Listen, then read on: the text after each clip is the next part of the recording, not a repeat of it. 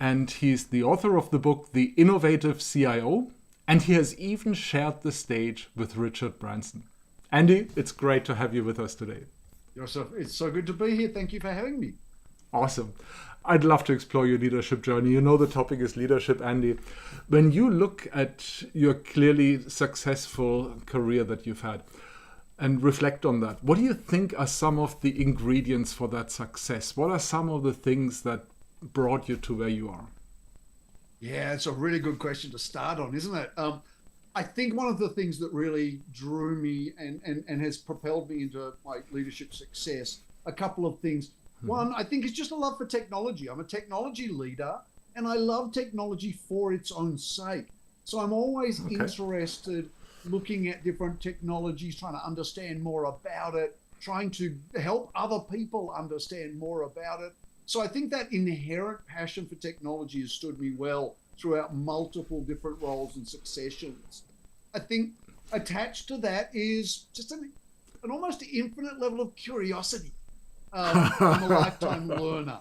I always want to learn new things. A day where I learn a new thing is a good day. And so I'm always looking to learn more about different things, whether it's how to work with people, how to lead businesses, how to do technology right.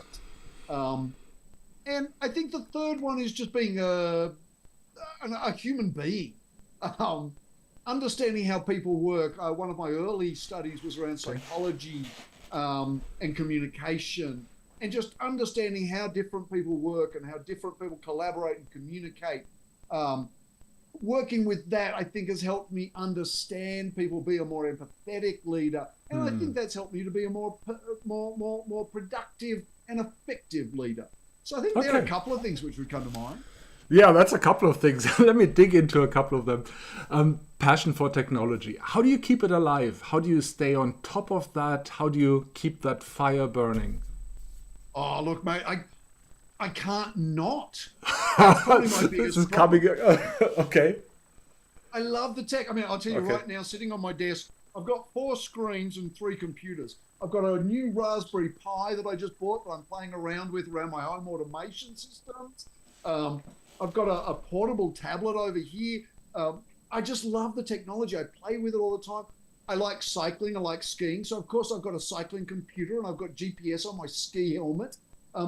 I just love technology. So I keep up to date by reading a lot, talking with my friends and colleagues. You know, I always go out with people whenever we want to talk about tech. A lot of journals, good ones. I like things like Verge and Vox and TechCrunch, and there's a lot. I read a lot of forums as well to try and get listening and understanding of what's current in the marketplace. So I'm looking at like Y Combinator and TechCrunch and Reddit and stuff like that. And I'm going into like the SRE forums and the innovation forums. And so it's just a passion I have. I don't know that I can avoid being inquisitive about technology and learning new things. That's some of the ways I try and do it. Yeah, got it. Tell me a bit about the evolution of your leadership. Tell me about some of the places, the steps where you feel like you've leveled up. There was something that you've learned. There was an aha moment. There was some next step, and you realized this was a next step. And I don't mean this in terms of position or so. I mean this in terms of personal development or professional development, right? Oh, yeah. Look, I've had a lot of great opportunities. I've worked with a lot of great leaders who have helped me too. Not all of them, but some of them have been fantastic. And, you know, I would point to some of the people who took chances on me. Way back in my early days, I was in pre-sales. I was selling. I was a technical seller. So not writing contracts, but doing installations and showing proof of value and stuff. And one of my leaders then actually saw that I had understanding of how products were built, not just how they were sold. And so I got an opportunity then to do product management and product leadership. And so they took a chance on me to go from the pre-sales, the communicator with the technology, to someone who actually owns and helps other people. And that's one of my big learnings early on in my career was to be a great leader, you've got to help other people. And I learned that again at a couple of other organizations, thinking about my progression at CA Technology, my progression at Splunk. helping other people be better is sort of a superpower that you can develop. And I won't say that they have a superpower, but that's I think that's something that's super important for leaders to understand. I've likened this, a lot of leaders talk about sports analogies and stuff. Yep. And this is Charles Barkley, an NBA player, a long, long time ago. He said this. He said the difference between a star and a superstar. A star puts up personal numbers. A superstar makes everyone on the team put up personal numbers. And so that's some of the learning I've had is taking chances on people who can do stuff, giving them room to grow and expand. And I've benefited from that. Yep. And helping people to make the team better. Yep. And again, I've benefited from that. There's a couple of things that I think were really important in my personal growth as a leader. Yeah, and you're right on the sport analogies, right? They are so compelling because we can understand them easily. I spoke to someone before who talked about music analogies. Same thing there, right? Once we're in a kind of team setting, that makes a lot of sense. Yeah. Talk to me about some of the advice or some of the mentors you've had on your journey, because all of us have some persons that are our personal heroes, our guides, our consultants. Talk to me about some of the advice that they've given you. What was meaningful to you? What is something you picked up from other people rather than learned yourself? Yeah, look, early on in my career, I had a couple of really good mentors, and I'll tell you two things that they said to me. One was, everybody sells. So I'll take you back to my early career. I'm working in a data center. I'm doing shift work, IT operations. There's no windows. There's no logo on the building. No one even knows who I'm working for. Happens to be a big bank. But I turned up. I'm a young man, right? I'm sort of 18, 19 years old. And I turn up and I'm not fully dressed for business, And I think, it's night shift. I don't need to get dressed up. I've got a T-shirt on. And my boss says, no, Andy, you got to dress for the job. And but there's no one here. There's just us. He says, no, Andy. Everyone sells all the time. So maybe you're taking a call on a help desk and you're not feeling professional, right? Maybe a senior manager comes in because we have an outage overnight and they need to see what's happening. So in that case, you're selling yourself and you're selling the team. And so showing up, by the way, that's another piece of advice, but just everybody sells, from the front desk person to the back office operator. Everyone's selling. So think about that. That's actually led me to understand, and this is from another mentor more recently, and someone I've worked with on and off, not in a professional or employment way, but in a sort of market and industry way, Patrick Dubois. He's the godfather of DevOps. And one of the things he's talked about is always showing up for people, right? Being authentic, collaborating, innovating. So that's another lesson I've learned from, and I won't call Patrick a mentor, we're peers and colleagues, although we've never worked in the same business together. But that's, being that authentic person, collaborating, communicating, driving innovation as and turning up for people. I think that's really important too. You mentioned innovation. Perfect segue. You've written a book about innovation, or the innovative CIO. There it is. Okay, perfect. Okay. Do you want to tell us a couple of the highlights or a couple of the key takeaways that are important for a CIO to be innovative? Absolutely. So this was actually when I got to interview Richard Branson. I was working on a whole program around innovation with CIO technology. And we were working on innovation with our customers and helping them drive digital transformation innovation programs, while we were also doing internal startups and trying to spin out individual businesses.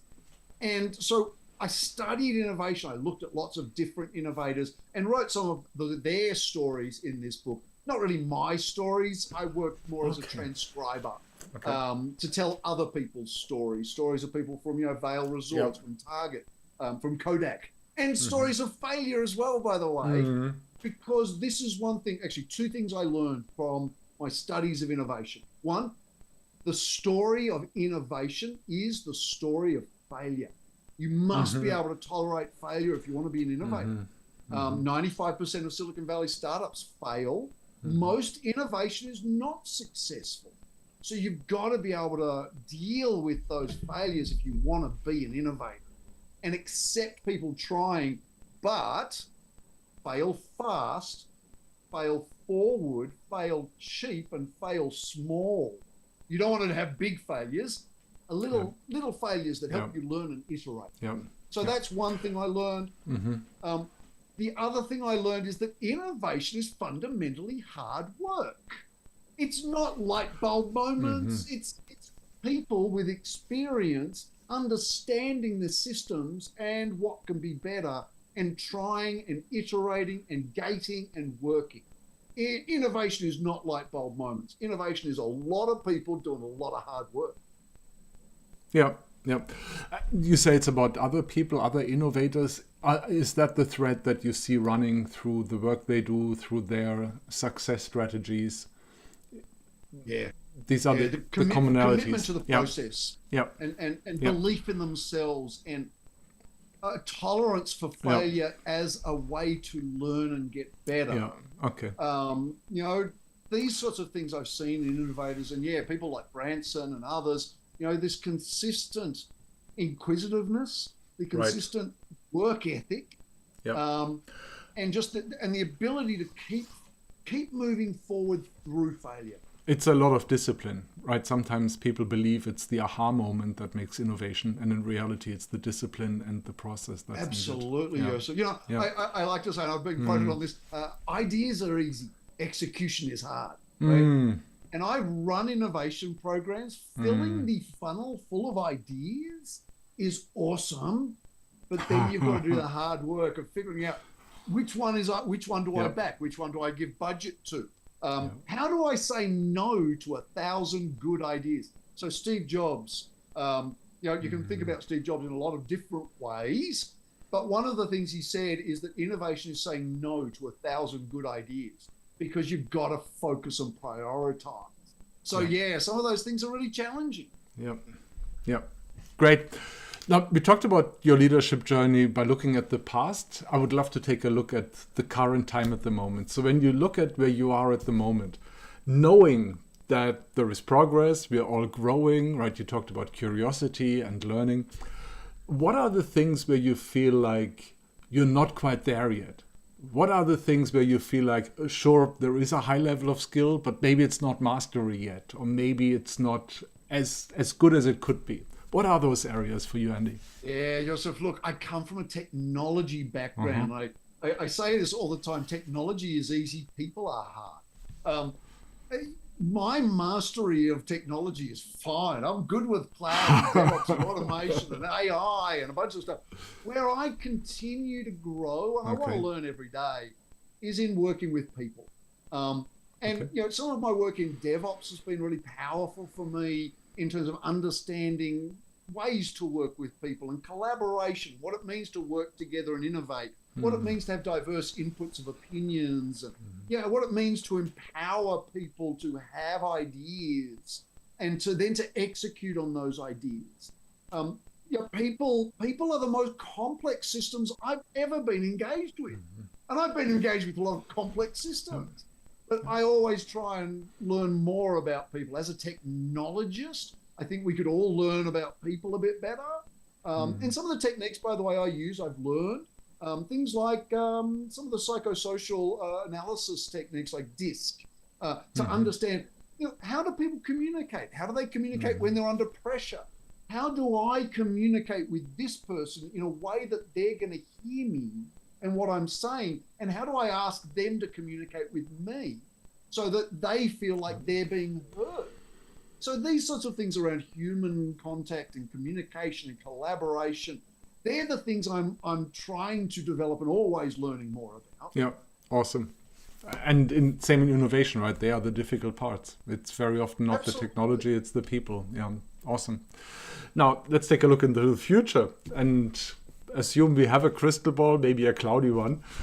What do you think your future in leadership looks like? And I'm not talking about companies or positions here. Again, I'm talking about your own development. So when I speak to Andy in 5 years, what will be different? Ooh, I think what I'm looking for now is just to, again, help other people be better. I've had a long career. I've had a great career. I've been super successful in lots of different things. And I'm motivated now to help others get better. It's one of the things, people ask me, tell me about your achievements, right? And a lot of people say, I saved $20 million here, or I released, 6 brand new products for CA Technologies. I interviewed Richard Branson on stage.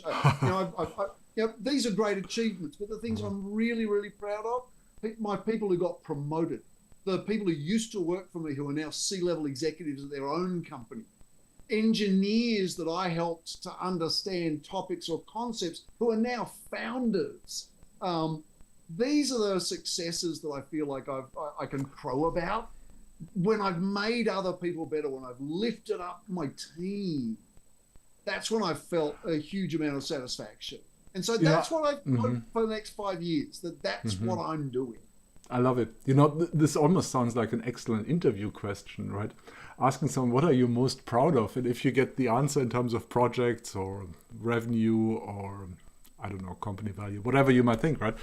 Maybe there really are the lesser accomplishments compared to the people accomplishments, like you mentioned, right? Stuff like that, projects and programs, they're repeatable, I like they're it. good for the business. It's Really all very nice. positive, but all business is personal. And so, at this point, if I want to make business better, I need to be personal about it. As a leader, it's the people on your team that are going to make you successful. And so you've got to be a good people leader, no matter what leadership role you're in. Yeah, very nice. Let me ask you one last question, and then we'll wrap it up. What is an or what is an insight that you have, that you got during your journey as a leader, and you feel like many don't have it? So something where you feel like you're the seeing among the blind. What is it that is clear to you, and you get the sense, why don't they see it? Why don't they get this? Yeah, look, I will actually do a little bit of a top up, because I feel one of the things I've learned is that leadership is not a promotion. Okay. Leadership is a new job. If I'm a great individual engineer, that doesn't make me a great team leader. If I'm a really powerful marketer, a technologist, and I can do the job, that doesn't necessarily mean I can make other people better doing the job. And so I think that's one thing I learned is leadership is not always promotion. It's often a step up in terms of pay and title and all these things, but it's fundamentally a different job that you need to learn how to do. If I've been coding for 10 years, then learning how to help other people code better, that's a different job. And maybe I've been doing that for a while, but I need to transition. So yeah, that's probably one of my biggest learnings, is that taking on leadership role, you need to focus on different things. Give up control a little bit, maybe a lot. Look at yourself differently and what your goals are, and fundamentally change into helping other people get better at their job as a coach, maybe a captain coach, but you're no longer just a top superstar player anymore. Yep. So true. You're not the player anymore. Yep. You're the coach. Awesome. Yeah. Thank you. Andi, thank you so much. This was really insightful and helpful. I'm sure many people will appreciate it. Something that will stick with me is that we started with passion, right? You talked about passion, and you've been oozing passion throughout the entire time we've been together. This was awesome. I really enjoyed it. Andi, thank you so much for being... It's great to be here. Well, good questions as well. Really appreciate the opportunity to share some of my experience. Awesome. Thank you. And for everyone else out there, thank you for watching us today. Join us for our next episode in the Top Innovator series. And until then, keep your brain cells active.